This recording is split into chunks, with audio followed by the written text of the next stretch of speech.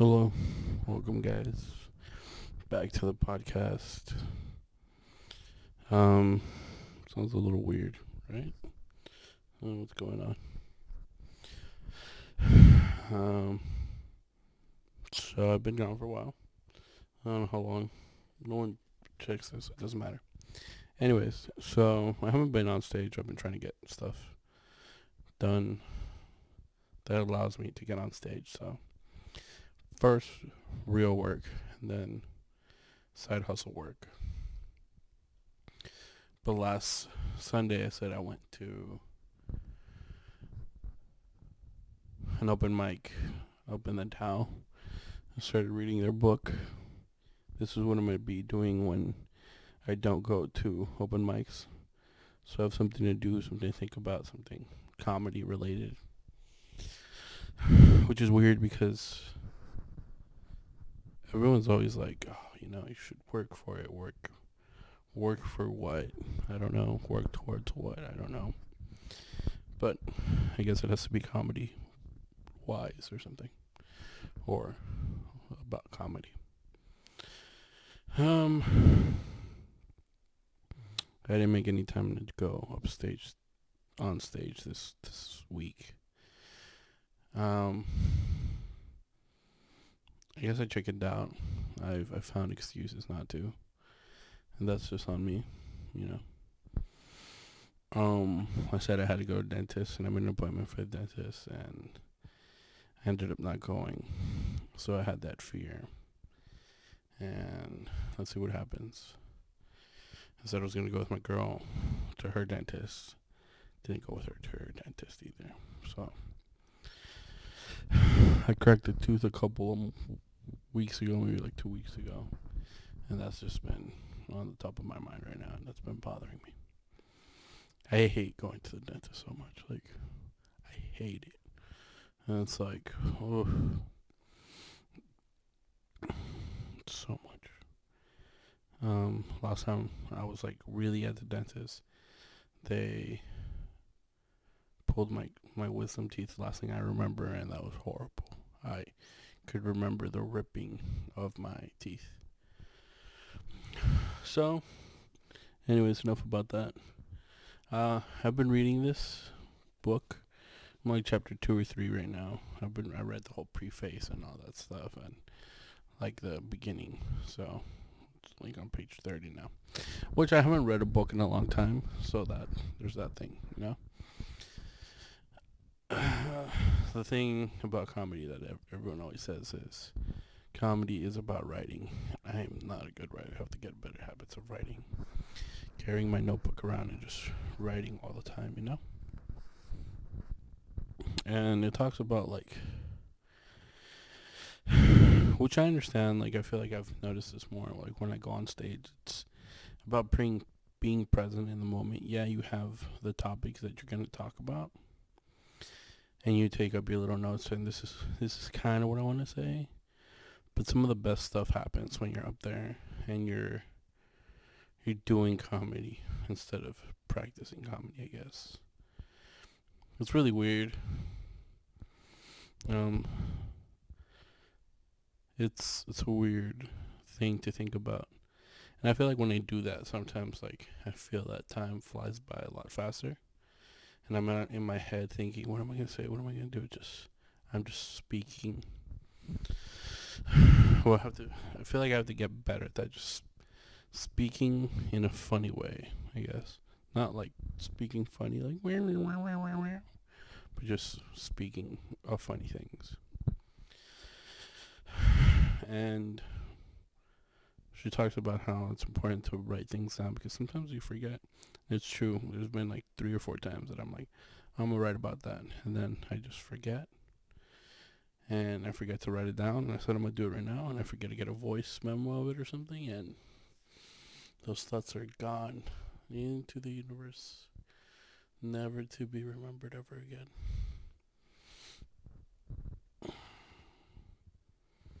Yeah. And then the book is also recommends you watch this documentary, which I started watching. I watched today. The documentary is about Jerry Seinfeld. Seinfeld, and it talks about like it shows him progressively working on his act and how like he literally starts from nothing. Like I guess this is the time when he quit his show, the Seinfeld show, or whatever, and he quits the show and he goes back to doing stand up comedy. And the whole time he like threw out all of his materials, so he's starting fresh, and it's hard for him, because he's like it's him building a new hour and him going through the trials and tribulations of it, and you could see the desperation or the like the anger of like, oh, that's not working, this isn't working, this is working, that's not working.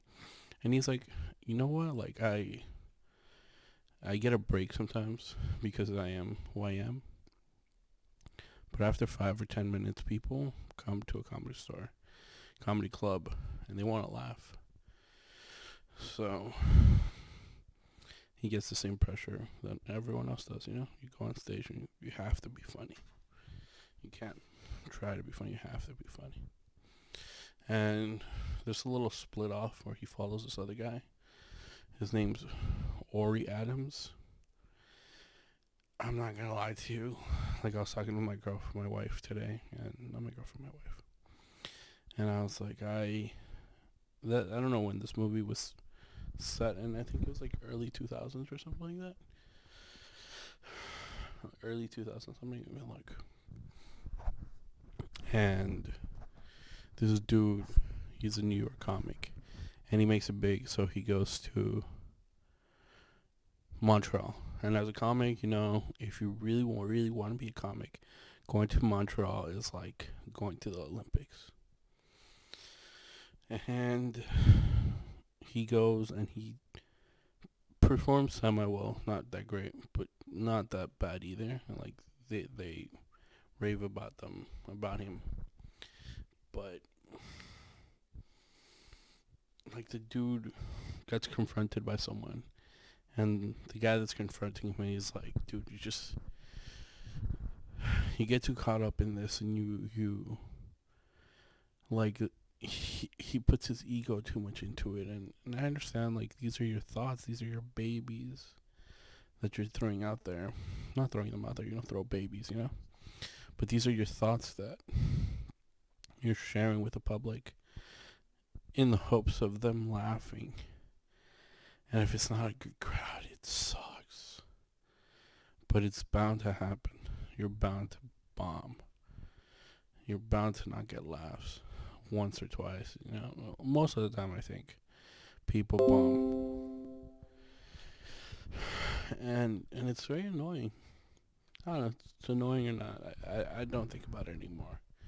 I just try to have as much fun as I can while I'm on stage, when I am on stage, because I feel it's different from an open mic, because I'm an open micer. I thought I was more ahead in my comedy career, but I am not. I am at ground zero. I still pay to go do open mics and stuff like this.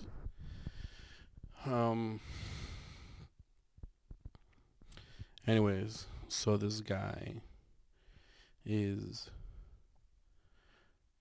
enough about me. Back to the guy. And he said he'd been doing comedy for, he's talking with Seinfeld, and he's telling him, like, it's my turn. Like, I want to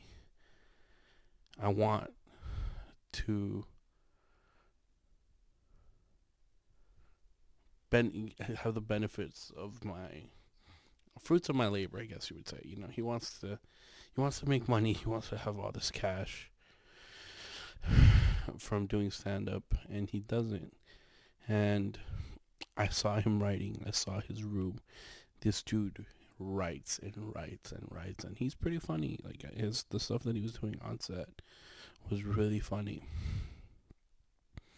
And then I started thinking to myself, like, halfway through the documentary, I'm like, why haven't I heard of this guy? Like, I feel like I'm new to comedy. Like, when I came into comedy, The people that I knew were Fluffy, George Lopez, Charlie Chaplin, Carlos Mencia. That's about it, you know? And then I started getting deeper, deeper into comedy and started finding out these people like Rogan, Tom Segura, Kevin Hart, Bert Kreischer. And then I started getting to Carlson and then into all those other older comedians and then into like older comedians. So I've been looking at their stuff because I find it interesting. Sorry if I burped into the microphone. I find it interesting what we find funny over the years. Like one of my favorite guys is that Dangerfield dude. Oh, I love his jokes. They're so simple in our times, but it was like some of the stuff he said about his wife is just hilarious. I can't get away with saying that about my wife.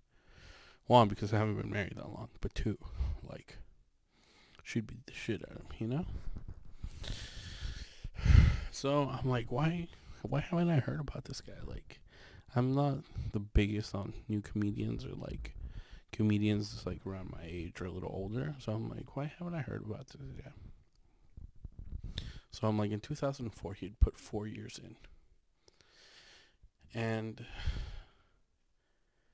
I was like, what happened to him? Like, I guess maybe that's his little flaw or something, that he's like super cocky, that he thinks that people think he's cocky or something. And I go look him up on YouTube, and he has 16,000 followers on YouTube, and his special is up on YouTube.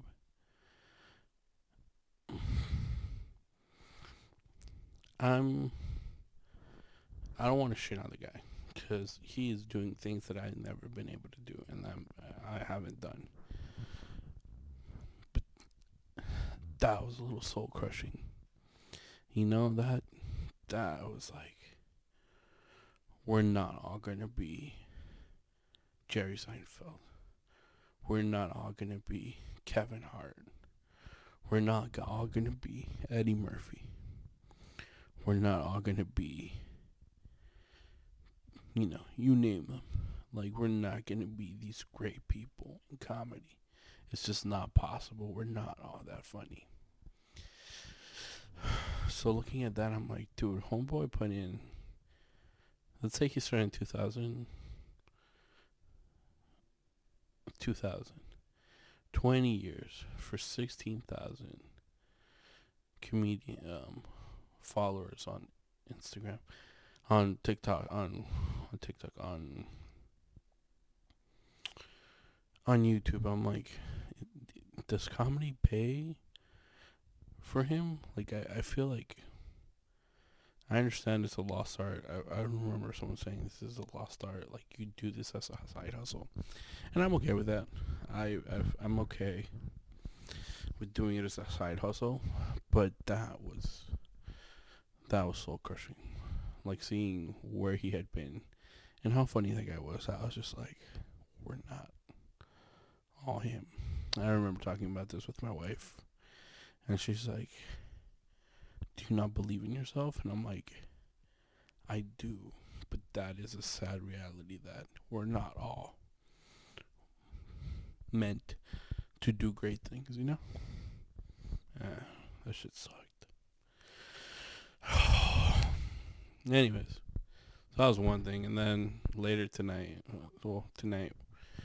my sister-in-laws were over, and we ended up watching the Fluffy 2-hour comedy special, and that gave me a whole nother set of emotions. Like, this dude from Long Beach with his two friends, they were able to sell out the Dodger Stadium, and it's like, wow, like, dreams are possible, you know. And I've been on this like emotional journey lately, like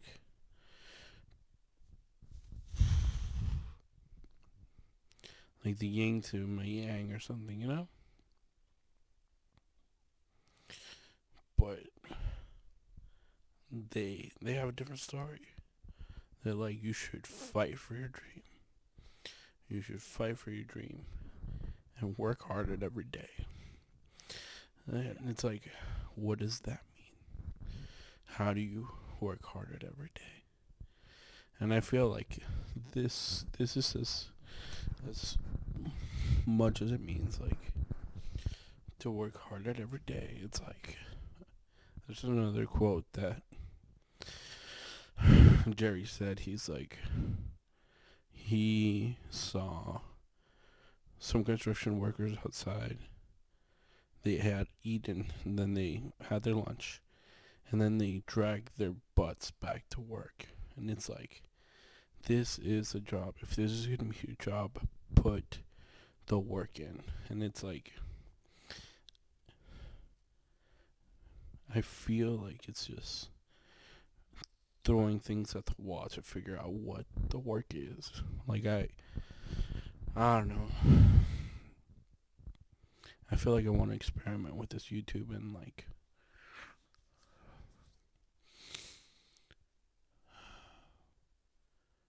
have different thumbnails and I don't know, like try to hop on those trends or whatever to make this engaging. But I don't know if people are gonna listen to this. I don't know if I find myself interesting, or am I just talking to the big old void? You know, like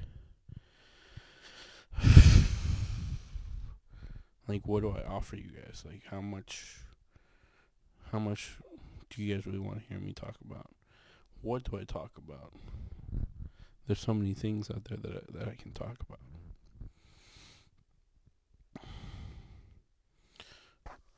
I don't know. I don't know. I just feel a little lost. I felt lost for the last couple of years. I don't know what to do.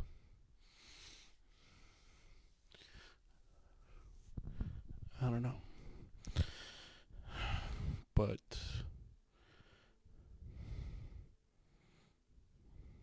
there's that. I don't know what to tell you guys. I couldn't find my cards. I couldn't find my so cards. I don't know where I left them. I do have these other ones that my friend gave me for my birthday, which I really enjoy as well. They're kind of the same, but not really. So let's see. What is your what is your greatest fear connected to romantic relationships? My greatest fear is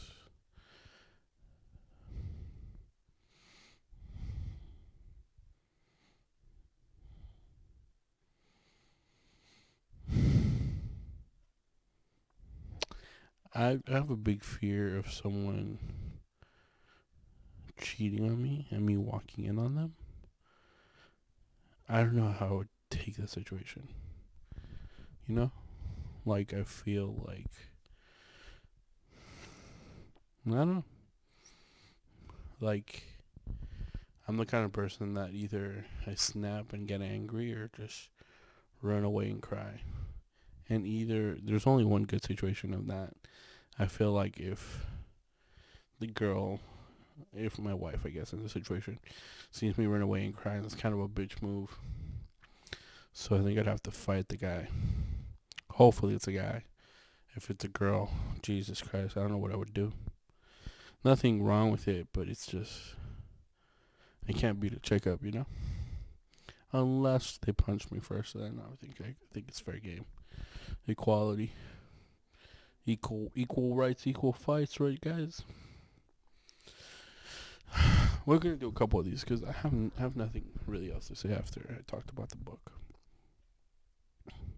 What's the best age to get married? If you asked me, I think I think okay, it's hard to say because I live in California. People are like, what does that matter? If I lived anywhere else in this country where I could, maybe not like California, New York, or Washington, or like those hotspots.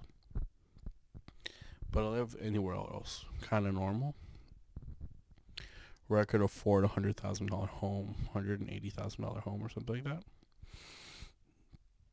And you asked me, I think 25 is a good time to get married. You have 25, you have good 2-3 years of just enjoying your house and your wife. And then 28, you start having kids, you have 2-3 kids. By the time you're 30, 31, you're good, you're 40, you're 50, your kids are grown up, out of the house, and you get to enjoy your life from 50 and on. That's what I think. But because I live in California, I feel like 30's fine. I think 30's fine. And then just move it on. It's hard, like having kids, having a wife, it's hard. Like you just don't have to worry about yourself. Now you have to worry about someone else. Should the death penalty exist? I think so. Why not? Like if I don't know. I don't see why people. I get it. Sometimes the justice system is not right, and people are convicted wrongly or whatever, or like in the wrong sense. But there should still be the ability for someone to not be on this earth anymore. I think there's some evil people out there that just they don't deserve a second chance. Or maybe they were given 2-3 chances and they messed it up and they're like, we can't do anything else for you. If you could speak any language, what would it be? I would love to speak Cantonese or Chinese or something like that. I think that's one of the biggest languages. Or Arabic. Arabic sounds pretty cool too. But actually, no. You know what? Never mind. Take Arabic. I will. Arabic. I will learn how to read, write, and speak in Arabic. Why? Because I feel this is just me being a total douchebag. Or maybe, you know what? Is Lebanese its own language? If it is, then I would want to learn how to speak Lebanese because Lebanese chicks are hot. And I would have wanted that opportunity to be able to, pick up. I don't know, man, but maybe like a Middle Eastern country, somewhere out there. Yeah, that's what I would pick. I feel like they share the same culture that we do as Mexicans. I feel like I would do well in that kind of family. Like if I didn't marry my wife, like marrying someone of that race or ethnicity or culture would be cool. You know? As long as she can make tortillas, that'd be cool. My wife can't make tortillas, but I can, so I'll teach her. What's your favorite Disney movie? My favorite Disney movie of all time?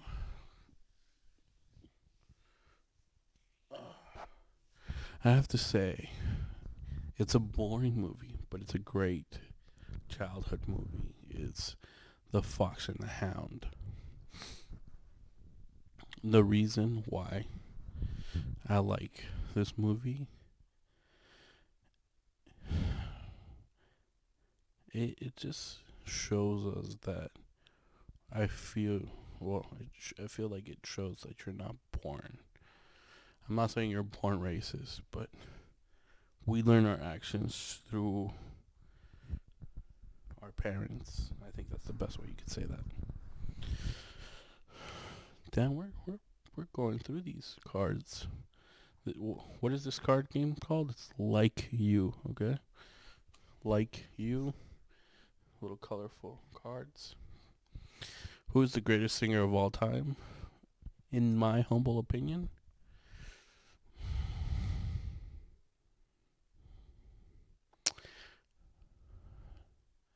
just because I feel like I like their music and they were really good at singing, I would say Vicente Fernandez. He was a good singer. Oh, actually,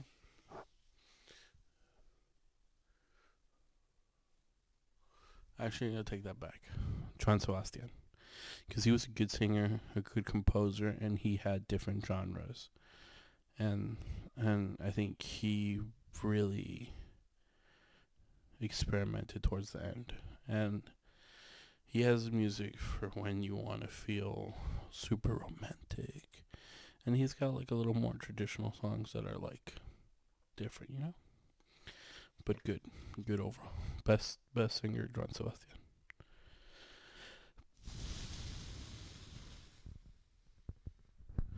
What is your opinion on open relationships? I don't like them. I'm a very jealous person, and I would hope my partner is too. What? What? Yeah. Why would I need to?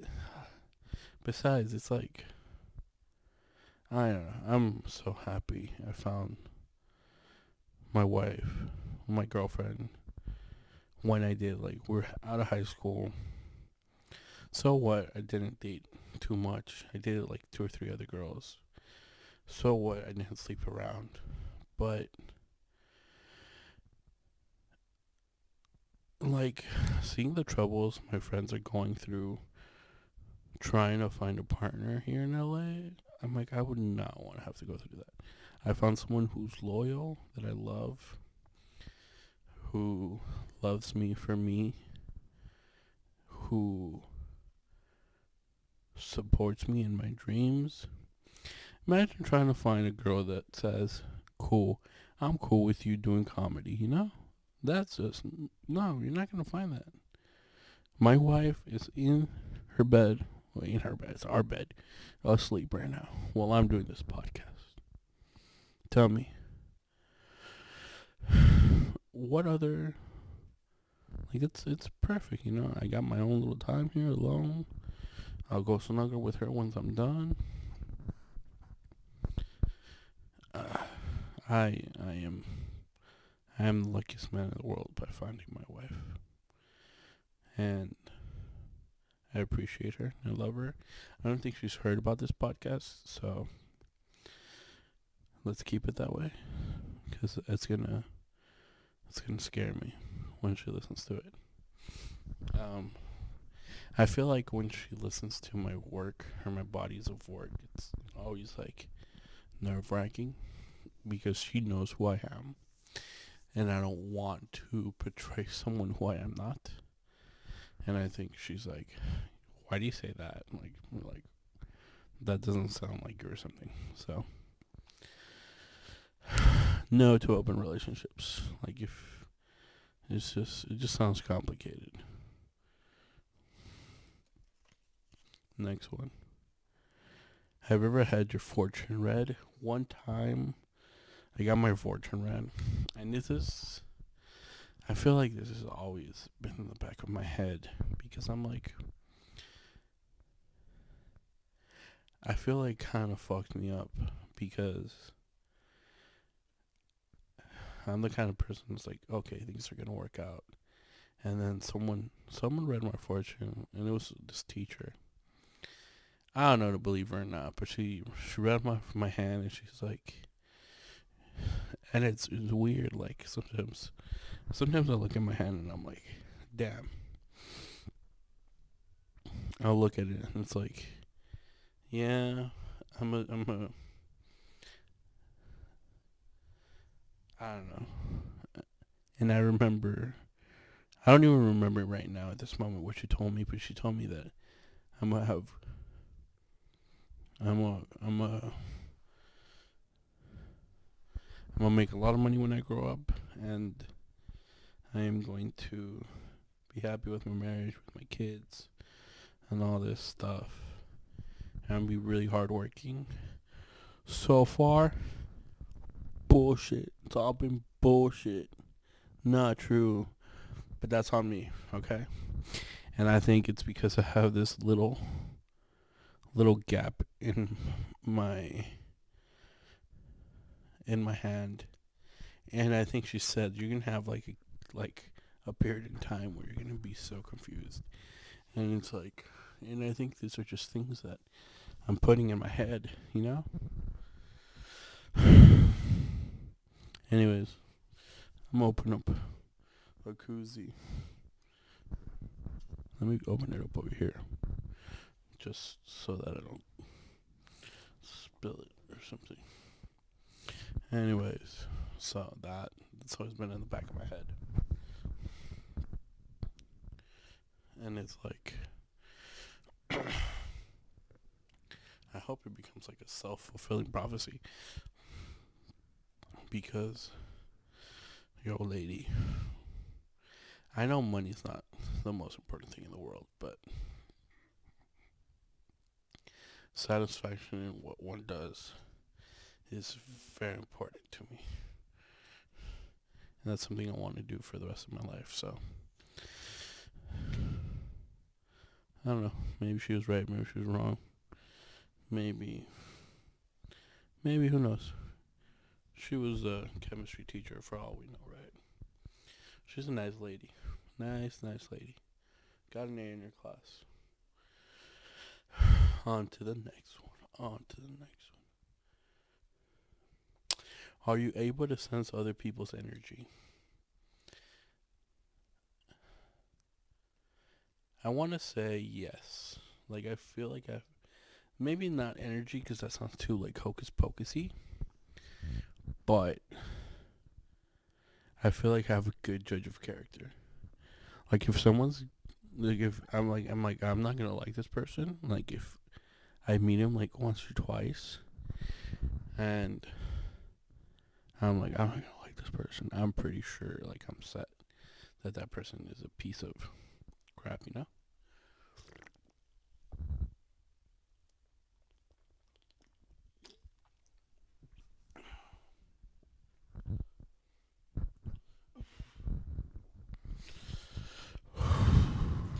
My wife got me this cozy just because she had one in white, and she's like, "Oh, they have them on special at Target." She got me this one. I like hers better. It has a better top. This one, I could get my lip around it better, but the other one has a better top. It has like a screw on top. This is like a you set it down top. I never noticed how particular I'm about stuff until my wife told me that, like, yeah, you think you're very simple, but you're very particular about shit. And I'm okay with it. Have you ever taken a personality test? I don't think so. I would say no. I've taken. Uh, I took a sexuality test one time. Said I'm pretty vanilla.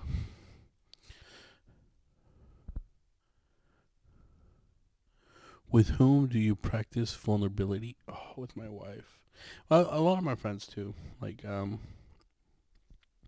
have two. I poke my ears a lot. I don't know why. Like, I like really go in there and go in deep, and I scratch them. It looks weird, but I do that a lot. I have two sets of friends. I have my high school friends, which I don't. Not all of them. But like, as in the big group, I don't communicate my emotions that much. And then I have. They're not my friends because one of them is my cousin. The other guy is my wife's neighbor from when they were like growing up. So they see each other as like big sister, big brother, big sister kind of a thing. And then their respective significant others. And then it's my sister-in-law. So it's kind of more like a family thing. Like those are my family, like those friends. They're the kind of friend you call at 3 in the morning when you have something to fix, you know?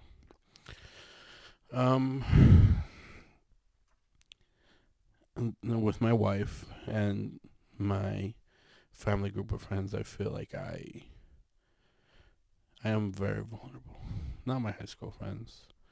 Maybe a little more in the last couple of years, but never to the degree of telling them all of my deepest, darkest secrets. Like the reason I have these cards is because I like asking these questions to my friends because if after a certain time we stopped knowing who we were, and I like to get to know them again and like how we've changed as people. So that's really cool. I think that's quite cool. Has anyone you loved ever passed away? Oh, my grandmother and my grandfather passed away. I think they loved me or they cared about me. Um, it happened so long ago, not so long ago, like probably 10 years ago, that I don't I don't feel it as much as I would like to think so. Um, I feel it's gonna be really hard when my mother and my father pass away. Um, but that's a different story. Other than that, recently I haven't had anyone close by pass away, so that's good, I guess.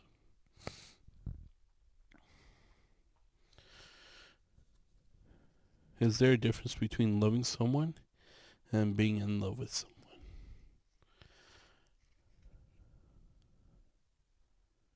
Loving someone? I don't think so. I think if you love someone, you love them. You know? Why overcomplicate things?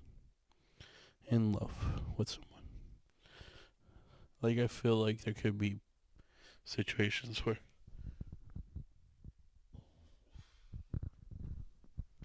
you love someone and they don't love you back. I feel that might be a situation in which you are in love with someone. Maybe that's them not reciprocating the same feelings. Maybe that's something that makes sense. That I would call it that. But if you love someone, I feel like they love you too. God damn, I'm an ugly motherfucker. I'm not that ugly, but I look tired. So there's this guy that I've been looking talking about ugly motherfucker. There's this guy that that's been popping up on my For You page on TikTok. Which I have a TikTok. I should really like plug it, yeah. And vice versa. And the dude eats like primal food, like the Liver King kind of a thing. But he eats like butter and like steaks and ground beef and stuff like this. That dude looks so malnourished. Like he reminds me of when I would go to Mexico and we would go visit like family that lived deep into like the rural parts of the country. And you would see some of these people how malnourished they were, that their eyes were sunken in. And I'm like, yo, that's what this dude looks like. I have no leg to stand on talking about health, right? But dude needs to add something else to his diet, you know? Like he should really think of something else before. And I'm unhealthy too, so I don't know. Okay. Um, not much else to say. I feel like we gotta work at this a little harder, going up on stage more often. Keep on reading our book.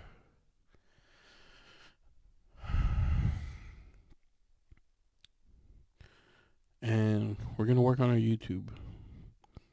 We're gonna work on this YouTube. What are we gonna do? I don't know. But we're gonna do something. We're gonna build something. You got this? My meaty ass, fatty little hands. We're gonna do something. Okay. Comment, like, subscribe. Peace.